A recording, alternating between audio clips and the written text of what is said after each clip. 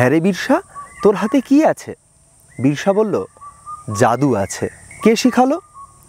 জঙ্গলে যাস, জঙ্গলের বাজনা বাজে শুনিস না মা? পাতায় পাতায় বাজনা বাজে, শুনে শিখেছি। সে যখন অতি তুচ্ছ জলখাবার লইল, তখন তাহার মুখে সে কি খুশির হাসি! ভাত খেতে পাওয়াটা এরা ভোজের সমান বিবেচনা করে। বাংলা ভাবনার তরফ থেকে আমরা এসে হাজির হয়েছি পুরুলিয়ায়। সমুদ্র মন্থনে উত্থিত অমৃত ভাণ্ডের অধিকার শুধুই কেন্দ্রে থাকা মানুষজনদের জন্য, আর প্রান্তে থাকা মানুষজনদের জন্য শুধুই হলাহল, এটা ঠিক নয়। বাংলার সংস্কৃতি কোনো দখলদারির সংস্কৃতি নয়। আর্য আগমনের পর থেকে যাযাবর আর্যরা দখল করল নদী তীরবর্তী বিস্তীর্ণ সমভূমি অঞ্চল। সরে যেতে বাধ্য হলো এই ভারতভূমির আদি বাসিন্দারা। সেই ট্র্যাডিশন সমানে চলছে। সে অনেককাল আগের কথা। তখন পৃথিবীর চারদিকে শুধু জল আর জল। ঠাকুরজিউর কি মনে হলো, তিনি সৃষ্টি করলেন জলচর প্রাণী। পাথর কাঁকড়া, কুমির, শলে চিংড়ি, রাঘব বোয়াল, কেঁচো, কচ্ছপ ইত্যাদি। তারপর একদিন ঠাকুরজিউ স্নান করতে নেমেছেন। মনের খেয়ালে তিনি গায়ের ময়লা দিয়ে দুটো মানুষের মূর্তি তৈরি করলেন, একটি ছেলের, অন্যটি মেয়ের। সেই মূর্তি দুটোতে যখন তিনি প্রাণ প্রতিষ্ঠা করতে যাবেন, সে সময় সূর্যদেবতা সিংবোঙার ঘোড়া সিং সাদাম জল খেতে নামল, আর সিং সাদামের পায়ের ধাক্কায় মূর্তি দুটো ভেঙে গেল। ঠাকুরজিউ মনের দুঃখে ঠিক করলেন তিনি আর মানুষের মূর্তি বানাবেনই না। কদিন পর ঠাকুরজিউ মাটি দিয়ে তৈরি করলেন দুটো পাখির মূর্তি। তাদের প্রাণ সঞ্চার করলেন। একজনের নাম হলো হাঁস, আর একজন হাসিল। প্রাণ পেয়ে তারা তো মনের আনন্দে ইতিউতি উড়ে বেড়াতে লাগলো। আর তাদের বসার জায়গা সে সময় কিছু ছিল না, তাই তারা ঠাকুরজিউর হাতেই বসতে লাগলো। এইরকম কদিন চলবার পর একসময় সূর্যদেবের ঘোড়া সিং সাদাম আবার জল খেতে নেমেছে, আর জল খাওয়ার সময় তার মুখ থেকে বেরোলো বেশ খানিকটা ফেনা। ঠাকুরজিউ হাঁস আর হাসিলকে বললেন, তোমরা এবার থেকে এই ফেনায় বসো। হাঁস আর হাসিল ফেনায় তো বসলো, কিন্তু জলের তোড়ে সেই ফেনা ভেসে গেল বহুদূর। সেখানে গিয়ে তারা খাবে কি? তাই বিপদে পড়ে আবার তারা ঠাকুরজিউকে স্মরণ করল। ঠাকুরজিউ এরপর ডেকে পাঠালেন এক এক করে কুমির, রাঘব বোয়াল, শলে চিংড়ি, কচ্ছপ, কেঁচোদের। বললেন, জলের নিচ থেকে তোমরা মাটি তুলতে পারবে? সবাই এক এক করে এলো, কিন্তু ব্যর্থ হলো। শেষে এলো কেঁচোর পালা।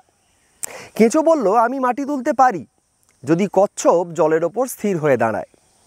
কচ্ছপ সম্মত হলে কেঁচো তার লেজটা রাখলো কচ্ছপের পিঠে আর মুখটা জলের তলায়, আর তারপর জলের তলা থেকে মাটি খেতে শুরু করলো কেঁচো, আর লেজ দিয়ে সেই মাটি বের করে দিতে লাগলো। এভাবে কচ্ছপের গোটা পিঠ যখন মাটিতে ভর্তি হয়ে গেল, সে সময় কেঁচো মাটি খাওয়া বন্ধ করলো, আর ঠাকুরজিউ সেই মাটিতে মই দিলেন। মই দেওয়া মানে নিশ্চয়ই আমরা সবাই জানি, চাষের আগে গরু মোষের পিঠে লাঙল জুতে তারপর তাতে মই দিয়ে মাটি সমান করা হয়। কিন্তু ঠাকুরজিউ মই দিয়ে মাটি সমান করতে পারলেন না।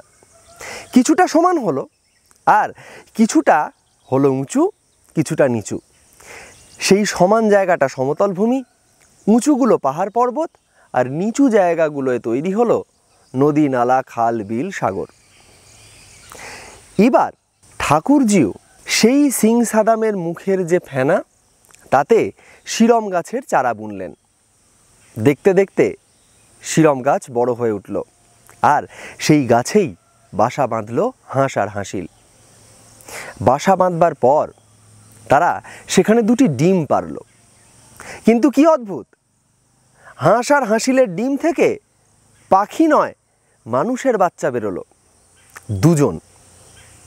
একজনের নাম পিলচু হারাম, আরেকজন পিলচু বুদ্ধি। এই পিলচু হারাম আর পিলচু বুদ্ধি যখন বড় হয়ে গেল, তখন হাঁস আর হাসিল ভাবলো, এবার তো বিপদ। তাহলে এদেরকে তো এখানে রাখা যাবে না, এদের জন্য তো নতুন জায়গা প্রয়োজন। ঠাকুরজিউকে সে কথা বলায় ঠাকুরজিউ হাঁস আর হাসিলকে বললেন, যাও তোমরা পিলচু হারাম আর পিলচু বুদ্ধির জন্য জায়গা খুঁজে বের করো। তারা পশ্চিম দিকে উঠতে উঠতে খুঁজে পেল হিহির পিপিড়ি। আর এই হিহির পিপিড়িতেই পিলচু হারাম আর পিলচু বুদ্ধিকে পাঠিয়ে দেওয়ার নির্দেশ দিলেন ঠাকুরজিউ। গবেষকদের অনেকের মতে এই হিহির পিপিড়ি হচ্ছে হিমালয় পর্বতের পাদদেশের নাতিশীতোষ্ণ অঞ্চল। এই হিহির পিপিড়িতে মনের সুখে বাস করতে লাগলো পিলচু হারাম আর পিলচু বুদ্ধি। পিলচু মানে ছোট, হারাম মানে বুড়ো, আর বুদ্ধি মানে বুড়িমা। এখান থেকেই তারা তাদের জীবন শুরু করলো। এমন সময় একদিন সেখানে হাজির হলেন লিটা গডেত। তিনি নিজেকে পরিচয় দিলেন ঠাকুরদা হিসেবে, আর পিলচু বুদ্ধি আর পিলচু হারামকে শিখিয়ে দিলেন জঙ্গলে গিয়ে শিকড় বাকড় সংগ্রহ করতে, আর তার সঙ্গে শেখালেন রানু তৈরির কৌশল এবং বললেন এই দিয়ে তারা যেন হাড়িয়া তৈরি করে। পিলচু বুদ্ধি আর পিলচু হারাম এরপর শ্যামা গাছের বীজ আর সুমতুবুকুজের বীজ দিয়ে ভাত তৈরি করলো, আর সেই ভাত হাঁড়িতে রেখে ঠান্ডা করে তার ওপর ছড়িয়ে দিল রানুর গুঁড়ো। তারপর 5 দিন বাদে লিটা গডেত আবার এলেন। ততক্ষণে ভাত পচে হাঁড়িয়া হয়েছে, তার গন্ধে মাতাল হওয়ার জোগাড়। লিটার নির্দেশে পিলচু বুদ্ধি আর পিলচু হারাম সেই হাঁড়িয়া প্রথমে নিবেদন করলো মারাংবুড়ুকে, আর তারপর তারা নিজেরা তা পান করলো। হাঁড়িয়া খাওয়ার পর তারা শুরু করলো নিজেদের মধ্যে খুনসুটি। লিটা বুঝলেন তার উদ্দেশ্য সফল হয়েছে। তিনি পিলচু বুদ্ধি আর পিলচু হারামকে ঘরে গিয়ে বিশ্রাম নিতে বললেন। এর পরের দিন সকালবেলায় যখন লিটা গডেত তাদের ঘরের সামনে এসে পিলচু বুদ্ধি আর পিলচু হারামকে ডাকছে, তখন কিছুতেই পিলচু বুদ্ধি আর পিলচু হারাম ঘর থেকে বেরোচ্ছে না। কি ব্যাপার? জানা গেল পিলচু বুদ্ধি আর পিলচু হারামের এতদিনে লজ্জা হতে শুরু হয়েছে। লিটা গডেত বুঝলেন তিনি যে কারণে এখানে এসেছিলেন সেটি সার্থক হয়েছে। তিনি মুচকি হেসে পিলচু বুদ্ধি আর পিলচু হারামকে গাছের পাতা পরবার নির্দেশ দিলেন, তারপর ফিরে গেলেন। এই ঘটনার কয়েকদিন পর পিলচু বুদ্ধি আর পিলচু হারামের 7 জন মেয়ে এবং 7 জন ছেলে জন্মালো। ছেলেদের নিয়ে হারাম শিকারে যায় আর বুদ্ধি মেয়েদের নিয়ে শাকপাতা তোলে। এভাবেই তারা বড় হতে লাগলো। একদিন ছেলেরা গেল খান্ডারায় পাহাড়ে শিকার করতে, আর মেয়েরা সুরুকুচ পাহাড়ে শাক তুলতে। শিকার থেকে যখন ছেলেরা ফিরছে তখন তারা শুনল গানের সুর। কাছে গিয়ে তারা দেখল মেয়েরা গানের সঙ্গে সঙ্গে নাচ করতে শুরু করেছে। ছেলেরাও যোগ দিল তাতে, এবং তারা জুটি তৈরি করে বাড়ি ফিরল। এই দেখে পিলচু হারাম আর পিলচু বুদ্ধি তাদের বিয়ে দিল এবং তাদেরকে 7টা গোত্রে ভাগ করে দিল, আর এরপর থেকে ভাই বোনের মধ্যে বিয়ে নিষিদ্ধ ঘোষণা করল। এই 7টা গোত্র হলো হাঁসদা, মুর্মু, কিস্কু, সরেন, মাড্ডি, হেমব্রম আর টুডু। পরে তাদের মধ্যে আরও 5টা গোত্র তৈরি হলো। সেগুলো হলো বাস্কে, বেসরা, পাউরিয়া, চড়ে আর বেদেয়া। এই মোট 12টা গোত্র নিয়ে তৈরি হলো সাঁওতাল। হিহির পিপিড়ি থেকে সাসাংবেডা, সেখান থেকে শিখর ভুঁই হয়ে 7 দেশ ছড়িয়ে পড়ল তারা। অনেক গবেষকের মতে এই 7 দেশ থেকেই সাঁওতাল নামটি এসেছে। আবার অনেকে মনে করেন এই মতটি ঠিক নয়, তার কারণ সব সাঁওতাল 7 দেশে ছিলেন না। অনেকে সেখানে ছিলেন, আবার অনেকে ছড়িয়ে পড়েছিলেন টুংডা হয়ে গোটা ভারতবর্ষের অঞ্চলে। আমরা এই বিতর্কের সমাধান করতে পারিনি, কিন্তু একথা নিশ্চিত করেই বলা যায় এই বাংলা তথা ভারতবর্ষের আদি বাসিন্দাদের মধ্যে সাঁওতালরা অন্যতম। কি গল্পটা শুনতে নিশ্চয়ই ভালো লাগছে। চলুন তাহলে শুনে নিই আর একটা গল্প। ওরা এসেছিল 2 ভাই, চটিয়া হরম আর নাবু। তখন শ্রাবণ মাস। ডোমডগরা নদীতে বান ডেকেছিল 2 কুল ছাপিয়ে। সেখানে সেই নদীর ধারেই ওরা চুটিয়া গ্রাম পত্তন করে। ওদের দু ভাইয়ের নাম থেকে ক্রমে অঞ্চলটির নাম হলো ছোট নাগপুর। ওরা ছিল পুঁতিমুন্ডা। যেখানে গ্রাম পত্তন করতো সেখানেই বসত করতে আসতো মানুষ। আবার একদিন ওদের কেউ কেউ চলেও যেত নতুন জায়গায়। কালো কালো মেয়ে পুরুষ, গাই, ছাগল, মোষ, সংসারের জিনিসপাতি, ঝুড়ি, কোদাল, শাবক, খন্তা, তীরধনুক। ওদের পায়ে পায়ে গড়ে উঠল তিলমা, তামার, উলিহাতু, চালকার, গ্রামের পর গ্রাম। এই গল্প মুন্ডাদের।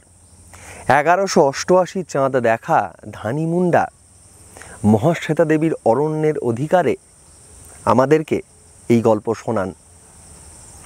শুধু সাঁওতাল বা মুন্ডা নয়, যাদের আমরা আদিবাসী বলে চিনি তারাই এই ভারত ভূমের আদি বাসিন্দা, তাই তারা আদিবাসী। 10-12 বছরের একটি অচেনা ছোকরা সকাল হইতেই খুব খাটিতেছিল। গরিব লোকের ছেলে, নাম বিশুয়া। বেলা 10টার সময়ে সে কিছু জল খাবার চাহিল। ভাঁড়ারের ভার ছিল লপটুলিয়ার পাটোয়ারির উপর। সে এক খুঁচি চিনার দানা ও একটু নুন তাহাকে আনিয়া দিল। আমি পাশেই দাঁড়াইয়াছিলাম। ছেলেটি কালো, কুচকুচে, সুশ্রী মুখটা যেন পাথরের কৃষ্ণ ঠাকুর। সে যখন ব্যস্ত সমস্ত হইয়া মলিন মোটা মার্কিনী 8 হাতি থান কাপড়ের খুঁট পাতিয়া সেই অতি তুচ্ছ জলখাবার লইল, তখন তাহার মুখে সে কি খুশির হাসি! ভাত খেতে পাওয়াটা এরা ভোজের সমান বিবেচনা করে। বিভূতিভূষণের আরণ্যক উপন্যাসের কাছারি বাবুর এই উপলব্ধির থেকে আজকেও আমরা বোধহয় খুব একটা দূরে দাঁড়িয়ে নেই। সমুদ্র মন্থনে উত্থিত অমৃত ভাণ্ডের অধিকার শুধুই কেন্দ্রে থাকা মানুষজনদের জন্য, আর প্রান্তে থাকা মানুষজনদের জন্য শুধুই হলাহল, এটা ঠিক নয়। কেন্দ্রের মানুষজন বারবার বঞ্চিত করেছেন, প্রান্তে ঠেলে দিয়েছেন যে মানুষদের, বঞ্চনার শিকার করেছেন, অন্যায় অত্যাচার শোষণের শিকার হতে হয়েছে যাদেরকে, তারা একমাত্র প্রকৃতি মায়ের কোলে পেয়েছে অবাধ স্নেহ আর বিচরণ করবার জায়গা। ইতিহাসের দিকে তাকালে আমরা দেখব সমাজের কেন্দ্র থেকে আর্য আক্রমণের পর তাদেরকে কিভাবে বাধ্য করা হলো প্রান্তের দিকে সরে যেতে। কোথাও তা বন, কোথাও তা উপকূল, আবার কোথাও তা পাহাড়ের পাদদেশ। আসলে ভারতবর্ষে আর্য আগমনের পর থেকে যাযাবর আর্যরা নদী তীরবর্তী উর্বর সমতল ভূমি পেয়ে সেখানে চাষবাস করতে শিখলো এবং চাষবাস করতে শুরু করলো। আর তারা দখল করলো নদী তীরবর্তী বিস্তীর্ণ সমভূমি অঞ্চল। সরে যেতে বাধ্য হলো এই ভারত ভূমির আদি বাসিন্দারা। সেই ট্র্যাডিশন আজও সমানে চলছে। কিন্তু আজকের দিনে দাঁড়িয়ে সেই জায়গাটুকুও আমরা হারিয়ে যেতে দেখছি প্রতিনিয়ত। সেখানে কেন্দ্রে থাকা মানুষজনদের লোভ আর ক্ষমতা আবারও বঞ্চিত করছে তাদেরকে। আজও শহরবাসী, কেন্দ্রে থাকা মানুষজন প্রতিনিয়ত ধ্বংস করছেন প্রাণ প্রকৃতি, আর অন্যদিকে জঙ্গলে থাকা প্রকৃতি মায়ের সন্তানেরা লাউয়ের খোলের টুইলা বা ডাঁটায়ের তৈরি বাঁশির সুরে মোহিত করছেন নিজেদেরকে এবং প্রকৃতি মাকে। কোমতা বলল, তোমার ছেলের গুণ জানো না? ও বাঁশি বাজায়, হরিণ বুলায়, শশাং বুলায়, বনের পশু পাখি ওর বশ। বিরসা বলল, দেখো তবে। বিরসা টুইলা বাজাতে থাকলো টুংটাং টুংটাং। খুব ছোট ছোট আলতো টোকা মেরে বাজাতে থাকলো ও। সন্ধ্যার বাতাসে সে টুংটাং টুংটাং মিশে গেল, যেন সন্ধ্যার সঙ্গে এক হয়ে গেল। তারপর সোনালি সুরের মতো ভেসে নেমে এলো হলুদ রঙা বেনে বউ পাখি। বিরসার মাথার ওপর দিয়ে পাখা সাপটে উড়ে আবার চলে গেল কোথায়। কর্মী বলল, হ্যাঁ রে বিরসা, তোর হাতে কি আছে? বিরসা বলল, জাদু আছে। কে শিখালো? জঙ্গলে যাস, জঙ্গলের বাজনা বাজে শুনিস না মা? পাতায় পাতায় বাজনা বাজে, শুনে শিখেছি। এই প্রাণ প্রকৃতি সংলগ্নতাই আদিবাসীদের জীবনের মূল সুর।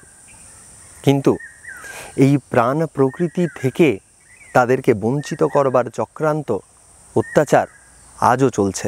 সে কথা আপনাদেরকে আগেই বললাম। দিকুদের অত্যাচার বহুদিন থেকেই তাদের জীবনকে বিপন্ন করেছে। প্রান্ত থেকে তাদেরকে ঠেলে দিয়েছে আরও প্রান্তের দিকে।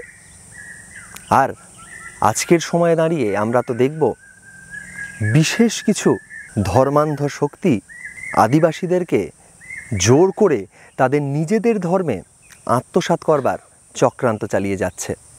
আজকে বাংলা ভাবনার তরফ থেকে আমরা এ কথাটা বলতে চাই, আমরা যে বাংলা ভাবনার কথা বলি, যে বাংলার কথা বলি, সেই বাংলার অবিচ্ছেদ্য অংশ এই আদিবাসীরা। তার কারণ বাংলা শুধুমাত্র কোনো ভাষিক পরিচয় নয়, শুধুমাত্র কোনো ভৌগোলিক পরিচয়ও নয়, তা বৈচিত্র্য সমৃদ্ধ ঐক্যের একটি পরিসর, যে ঐক্যের মধ্যে বৈচিত্র্য নিয়েই, স্বাতন্ত্র্য নিয়েই বিরাজ করেন আদিবাসীরাও। বাংলার সংস্কৃতি কোনো দখলদারির সংস্কৃতি নয়, কোনো সংকীর্ণতার সংস্কৃতি নয়।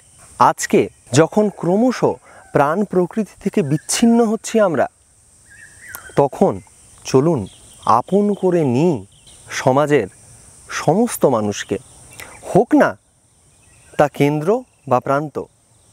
আমাদের চেষ্টা তো কেন্দ্র আর প্রান্তের এই দুস্তর ব্যবধান ঘোচানোর।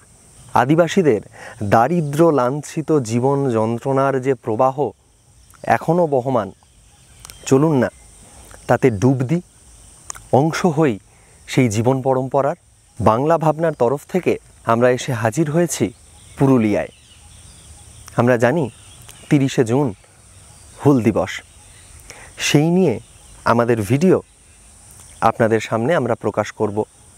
তার আগে এই বাংলা ভাবনা তা যে কোনো সংকীর্ণতায় আটকে থাকে না, বাংলা তথা ভারতের যে বৈচিত্র্য সমৃদ্ধ ঐক্যের ঐতিহ্যে আমরা বলীয়ান, চলুন না তাকে আরও একবার খুঁজে দেখি। সেই খোঁজ আমাদের পরবর্তী ভিডিওতেও রয়েছে, সাথে থাকবেন। আর এই ভিডিও আপনাদের কেমন লাগলো সেটা আমাদেরকে কমেন্ট করে জানাতে ভুলবেন না। ধন্যবাদ। বাংলা ভাবনা।